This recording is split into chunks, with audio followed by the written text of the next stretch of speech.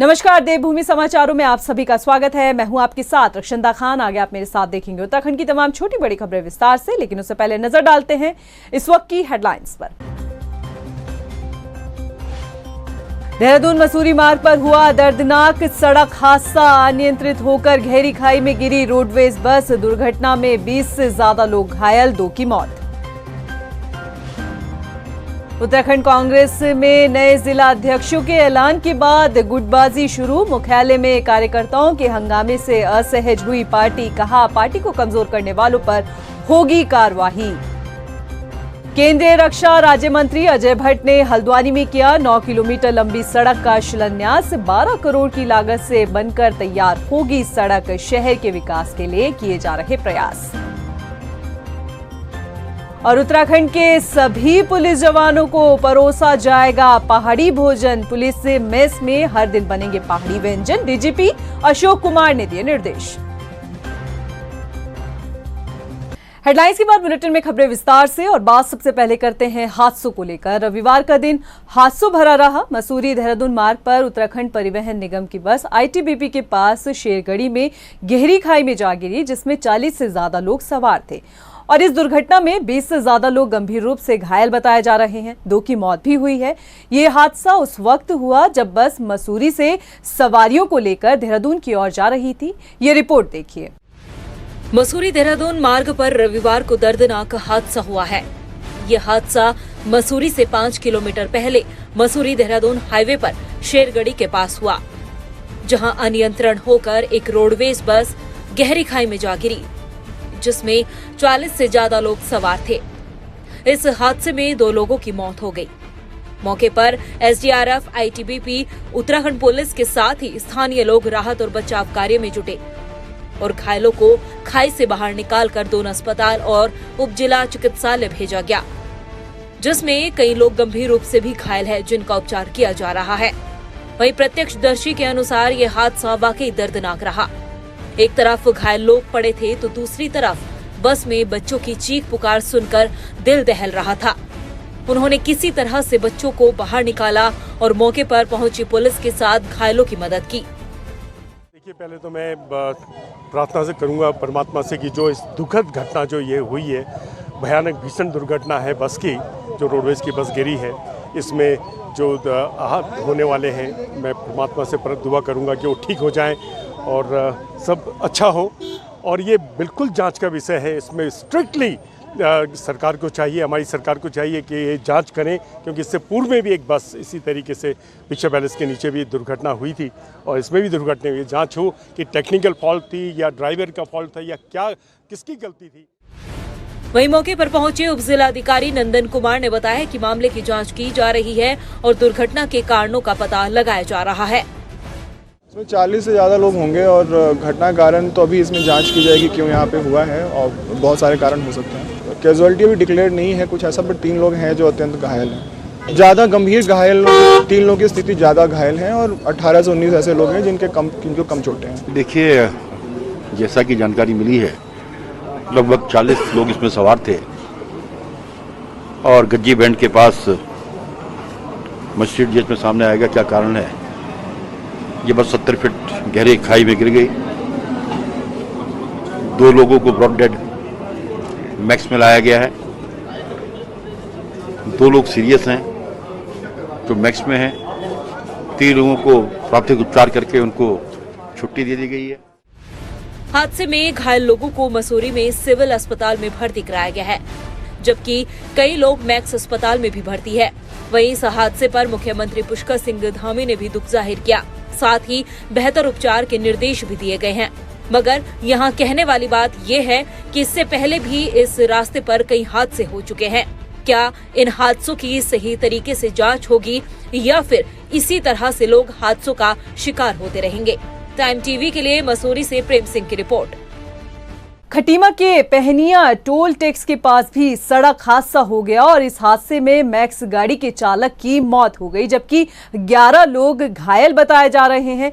घायलों को 108 की मदद से उपजिला अस्पताल में भर्ती कराया गया, जहां से 4 लोगों को हायर सेंटर के लिए रेफर किया गया है। हादसे का शिकार यात्री ने बताया कि सवारी से भरी मैक्स गाड़ी रॉन्ग साइड आई और दोनों गाड़ियों में आमने सामने की टक्कर हो गई।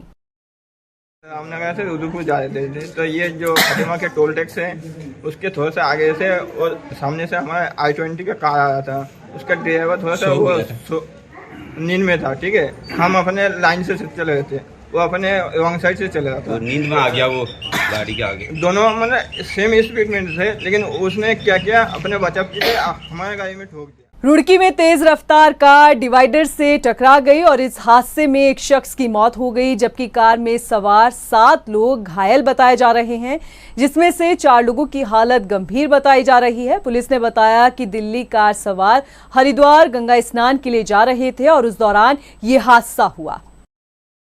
केंद्रीय रक्षा राज्य मंत्री अजय भट्ट ने हल्द्वानी के बरेली रोड से लेकर नरीमन चौराहा काट गोदाम तक बनने वाली सड़क का शिलान्यास किया।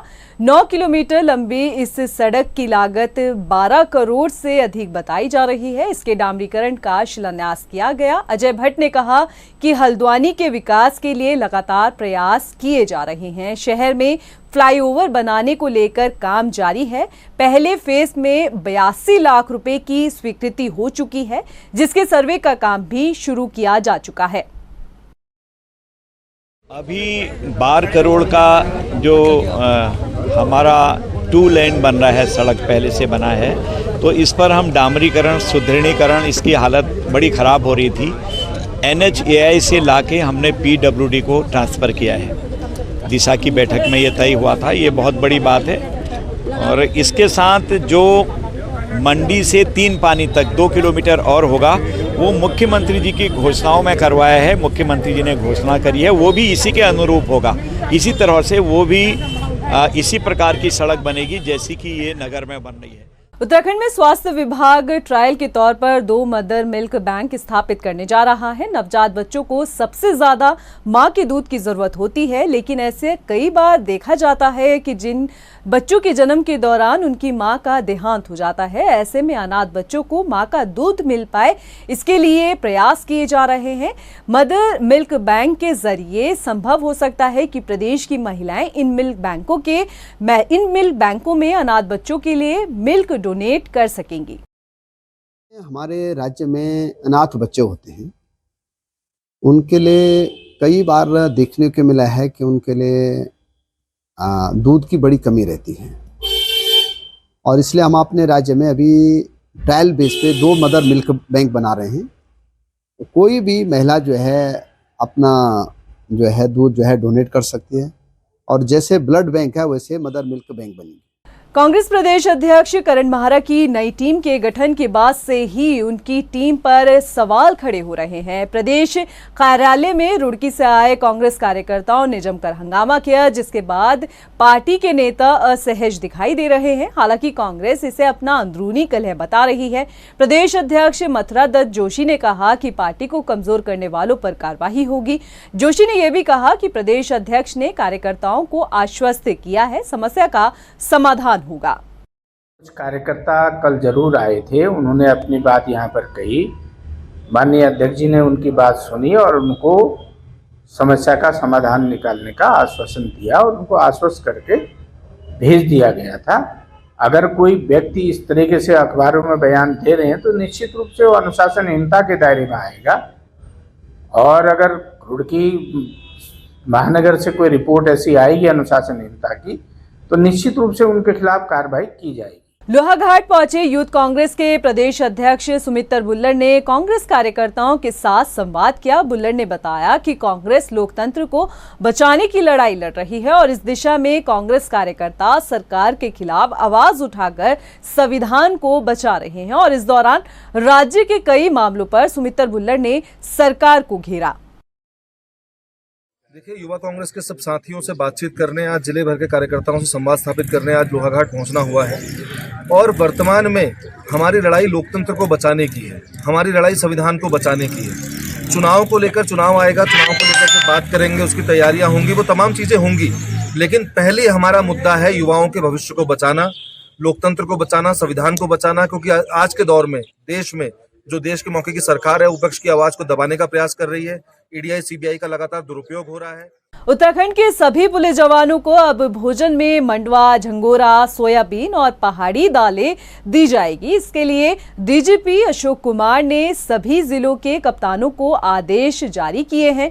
डीजीपी अशोक कुमार का कहना है कि संयुक्त राष्ट्र ने साल 2023 को अंतर्राष्ट्रीय मोटा अनाज वर्ष घोषित किया है और उत्तराखंड के पहाड़ी भोजन में मोटा अनाज ही रहता है, जिसके लिए अब हर पुलिस मेस में हर दिन एक बार पहाड़ी भोजन जवानों को परोसे जाएंगे।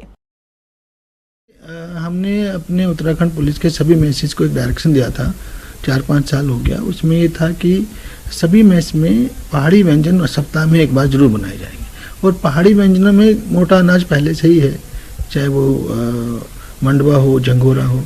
तो इस साल इंटरनेशनल मिलेट ईयर है, उसके परिप्रेक्ष्य में हम ये डायरेक्शन दे रहे हैं सभी पुलिस मैसेज को, सभी पीएससी मैसेज को, सभी फायर सर्विस के मैसेज को कि आप लोग अधिक से अधिक जो है मोटे अनाज का प्रयोग करेंगे, चाहे मंडवा हो, झंगोरा हो, ज्वार हो, ये बाजरा हो, ठीक है। तो ये हम डायरेक्शन सभी को दे रहे हैं। मोहब्बत ऐसे परवान चढ़ी कि बेगम बेवफा बन गई। बेवफा बेगम जैतुन्निसा ने आशिकी में अपने ही शौहर अमजद के कत्ल की खौफनाक साजिश रच दी। बेगम ने पहले पति को शराब पिलाई और उसके बाद आशिक के साथ मिलकर पहले शौहर का चुन्नी से गला घोटा, फिर चाकू से वार किया और फिर लाश को ठिकाने लगाने के लिए नाले में फेंक दिया। ये रिपोर्ट देखिए बेवफा बेगम की दास्तां। मोहब्बत में बेगम बनी बेवफा, पत्नी ने रोकी पति की सांस, आशिक के लिए पति की हत्या, प्यार ने दिया अपराध में साथ, सलाखों के पीछे बेगम और आशिक। बेवफा बेगम की लिखी मौत की ये खौफनाक दास्तां राजधानी देहरादून के राजपुर थाना क्षेत्र के मक्कावाला इलाके की है, जहां प्यार में बेखौफ जैतुन्निसा ने अपने प्रेमी पिंटू के साथ मिलकर शौहर के कत्ल की पटकथा लिख दी, वो भी खौफनाक। बेवफा बेगम ने पहले शौहर का चुन्नी से गला घोटा, फिर चाकू से उसके चेहरे पर वार किया, शव को ठिकाने लगाने के लिए नाले में फेंक दिया। लेकिन चढ़ते सूरज के साथ रात के अंधेरे में लिखी मौत की कहानी से पर्दाफाश हो गया। शव की पहचान के बाद पुलिस ने मामले की तफ्तीश शुरू की तो मृतक के 10 साल के बेटे ने मां के राज उगल दिए। मासूम ने घर की 4 दीवारी में रची पिता की मौत की कहानी को हर्फ बा हर्फ पुलिस को बयां किया। पुलिस ने बेवफा बेगम जैतुन्निसा और आशिक पिंटू को गिरफ्तार कर लिया है। शव को पोस्टमार्टम के लिए भी भेजा जा चुका है और पूछताछ में बेगम ने अपने गुनाह को कबूल कर लिया है। क्षेत्र के अंदर मक्कावाला में एक कल एक सनसनीखेज मर्डर हुआ है, जिसमें कि मृतक अमजद, इसकी धर्मपत्नी है जैतुन्निसा। तो जैतुन्निसा इनकी धर्मपत्नी और उसका एक जो पुरुष मित्र है लखवीर सिंह पिंटू, इन दोनों ने मिलकर के अमजद की हत्या करी है। और उसमें इन्होंने ये किया कि पहले उसकी धर्मपत्नी, मृतक की धर्मपत्नी ने मृतक को पहले शराब पिलाया, उसके बाद उसका जो मित्र पुरुष मित्र है लखबीर सिंह, वो आकर के फिर दोनों ने मिलकर के जो है दुपट्टा से उसका गला घोटकर इसके मर्डर कर लिया गया। जिस तरह से इश्क में बेगम जैतुन्निसा ने अपने शौहर की मौत की पटकथा लिखी, उसे ये नहीं पता था कि ये रास्ता उसके आशिक और माशूका को सलाखों के पीछे ले जाएगा। जैतुन्निसा की इस गलती ने शौहर अमजद को मौत के घाट में उतारने के साथ ही 3 मासूम बच्चों को अनाथ कर दिया है। टाइम टीवी के लिए देहरादून से हिमांशु चौहान की रिपोर्ट। उत्तराखंड का शिक्षा विभाग एक बार फिर से चर्चाओं में है और इस बार वजह सरकार की तरफ से किया हुआ वादा है। दरअसल उत्तराखंड में 1 अप्रैल से स्कूलों में नया शैक्षणिक सत्र जो है वो शुरू हो चुका है, लेकिन नए शैक्षणिक सत्र में सरकारी स्कूलों में पढ़ने वाले छात्रों को सरकार की तरफ से पुस्तकें नहीं मिली, मगर अब तक किताबें नहीं मिलने पर क्या कुछ तर्क सामने आ रहे हैं, इसी को देखिए हमारी इस रिपोर्ट में। उत्तराखंड के सरकारी स्कूलों में नए शैक्षणिक सत्र की शुरुआत हो चली है, लेकिन नए शैक्षणिक सत्र में छात्रों को किताबें कब तक मिलेंगी ये कह पाना अभी मुश्किल सा नजर आ रहा है, क्योंकि 16 लाख से ज्यादा छात्रों के लिए किताबें छापने का काम अब शुरू हुआ है, जिससे अंदाजा लगाया जा सकता है कि कब तक किताबें छपेंगी, कब शिक्षा विभाग को मिलेंगी और कब उसके बाद जाकर स्कूलों तक पहुंचेंगी। हालांकि स्कूलों के प्रधानाचार्य का ये कहना है कि जब तक किताबें नहीं मिलती तब तक पुरानी किताबों से ही बच्चों को पढ़ाया जा रहा है। पूरी उम्मीद है हमें कि जल्दी ही सारी किताबें बच्चों को मुहैया करा दी जाएंगी। अभी हम लोगों ने वैसे विगत सत्र की जो किताबें हैं बच्चों की वो भी मंगवाई हुई हैं बच्चों से, जिनके पास नहीं होंगी उनको हम अभी उससे पढ़ा लेंगे और शीघ्र ही आ जाएंगी। विभाग उस पर सक्रिय है और जल्दी ही किताबें मुहैया करा देगा। उत्तराखंड के सरकारी स्कूलों में पढ़ने वाले छात्रों को सरकार निःशुल्क किताबें देती है, लेकिन इस बार अशासकीय स्कूलों के छात्रों को भी सरकार की तरफ से निःशुल्क किताबें मिल रही है। लगभग 16 लाख से ज्यादा छात्रों को किताबें दी जानी है, जिसमें काफी देरी हो रही है। इस पूरे मसले पर शिक्षा मंत्री धन सिंह रावत का क्या कुछ कहना है, आइए आपको सुनाते हैं। जहाँ तक किताबों की बात है तो किताबें तो हम हर साल फ्री देते हैं और जैसे बजट आता है वैसे उसका टेंडर होता है, क्योंकि अभी हमारा बजट पास हुआ है और हमने बहुत जल्दी इसके टेंडर भी किए हैं। इस साल थोड़ी नई व्यवस्था इसलिए हुई है कि इस साल मुख्यमंत्री जी और हमारी सरकार ने निर्णय किया कि हम अशासकीय विद्यालय हैं जो कि एडिट हैं, उनके लगभग 4 लाख बच्चों को किताबें और देने का निर्णय किया है। तो चूंकि अभी हमारा बजट सत्र हुआ है और उनके लिए भी पैसे का प्रावधान नई व्यवस्था में किया गया था और मुझे लगता है कि बहुत जल्दी किताबें जो है स्कूलों को मिल जाएंगी। शिक्षा मंत्री धन सिंह रावत जिस बजट का हवाला देकर अभी तक किताबें ना छपने की बात कह रहे हैं, ये वही विभाग है जो पूरे साल भर में भी अपना बजट खर्च नहीं कर पाता है। यानी कि शिक्षा विभाग के लिए बजट पेश होने का इंतजार करना मात्र मुद्दे से पल्ला झाड़ने वाली बात लग रही है। ऐसे में छात्रों के भविष्य के प्रति इसे लापरवाही समझा जाए या फिर शिक्षा विभाग की व्यवस्था को राम भरोसे छोड़ दिया गया है। कई सवाल खड़े होते हैं, मगर देखना ये होगा कि आखिर छात्रों को कब तक किताबें मिल पाती है। टाइम टीवी के लिए देहरादून से मनीष डंगवाल की रिपोर्ट। देहरादून की इंदिरा मार्केट का रीडेवलपमेंट का काम पूरी तरीके से ठप पड़ा हुआ है और ऐसे में तकरीबन 600 व्यापारी मझधार में फंस गए हैं। दरअसल इंदिरा मार्केट की दुकानों को तोड़ने में तो प्रशासन ने खूब तेजी दिखाई, लेकिन नई बिल्डिंग का निर्माण महज 2% काम होने के बाद ठप हो गया और अब नई बिल्डिंग में अपनी दुकान मिलने का इंतजार कर रहे व्यापारियों को परेशानी हो रही है और उनका क्या कुछ कहना है आपको अपनी इस रिपोर्ट में दिखाते हैं। देहरादून की इंदिरा मार्केट की नई बिल्डिंग का निर्माण कार्य अधर में लटका हुआ है, जिसकी वजह से व्यापारियों का काम भी ठप है। दरअसल इंदिरा मार्केट की दुकानों को तोड़ने में प्रशासन ने खूब तेजी दिखाई थी, लेकिन नई बिल्डिंग का निर्माण महज 2% काम पूरा होने के बाद से ही ठप पड़ा हुआ है। वहीं जिनको पहले फेज में दुकानें मिलनी थी उनको 14 महीने का समय दिया गया था, लेकिन जिस तरह से अब काम अधर में लटका है उससे देख यही लगता है कि व्यापारियों को नई दुकानें फिलहाल नहीं मिल पाएंगी। आपको बता दें कि 242 करोड़ से अधिक की लागत से तैयार होने वाले इंदिरा मार्केट रीडेवलपमेंट प्रोजेक्ट को 2017 में मंजूरी मिली थी, तब इसका काम शुरू कराया गया, लेकिन सरकार बदलते ही काम ठंडे बस्ते में चला गया। दोबारा दिसंबर 2022 में भूमि पूजन हुआ और 2024 तक पहले चरण में 2 फ्लोर तैयार करने की समय सीमा भी तय की गई थी। साथ ही 1000 से ज्यादा वाहनों के लिए पार्किंग बनाई जानी थी, जिसके लिए 14 महीने का समय रखा गया, लेकिन महज 2% काम होने के बाद से निर्माण कार्य पूरी तरह से ठप पड़ा हुआ है। दरअसल एमडीडीए को इस नई बिल्डिंग के पहले चरण का काम 2024 तक पूरा करना है, लेकिन हालात देखकर ये नहीं लगता है कि तय समय सीमा पर ये काम पूरा हो पाएगा। उधर एमडीडीए के उपाध्यक्ष का भी कहना है कि काम की रफ्तार काफी धीमी है और इसको लेकर संबंधित कार्यदायी संस्था को नोटिस देने की भी बात उन्होंने कही है। उसमें थोड़ा गति तीव्र होनी चाहिए, धीमी गति से हो रहा है, तो उसमें नोटिस जारी करने के लिए हमें बोला है कि जो पार्टी काम कर रही है वो अगर इंटरेस्टेड नहीं है या तेजी से काम नहीं करती है तो हम एग्रीमेंट को निरस्त भी कर सकते हैं। जहां एक तरफ एमडीडीए अब नोटिस देने की बात कर रहे हैं, तो वहीं नई बिल्डिंग का निर्माण कार्य ठप होने से व्यापारियों को काफी दिक्कतों का सामना करना पड़ रहा है, जिसे लेकर व्यापारियों ने नाराजगी भी जताई है। क्या करें, हम तो बिल्कुल बेरोजगार हो गए हैं, बिल्कुल जीरो में चल रहा है काम। ठीक है जी, हमें 14 महीने का समय दिया गया है, 6 महीने तो वैसे ही बीत गए। ठीक है जी, कभी मजदूर नहीं है, कभी सामान नहीं आ रहा है, कभी कुछ नहीं है, तो क्या किया जाए। 14 महीने का टाइम दिया गया था हमें, लेकिन अभी 6 महीने हो गए। हम बार बार जा रहे हैं कि काम क्यों नहीं शुरू हो रहा, तो बोलते हैं कि बस कल से हो जाएगा, 1 हफ्ते बाद हो जाएगा, लेकिन अभी तक कोई काम शुरू नहीं हुआ। हम तो बहुत परेशान हो गए, यहाँ कारोबार भी नहीं चल रहा हमारा।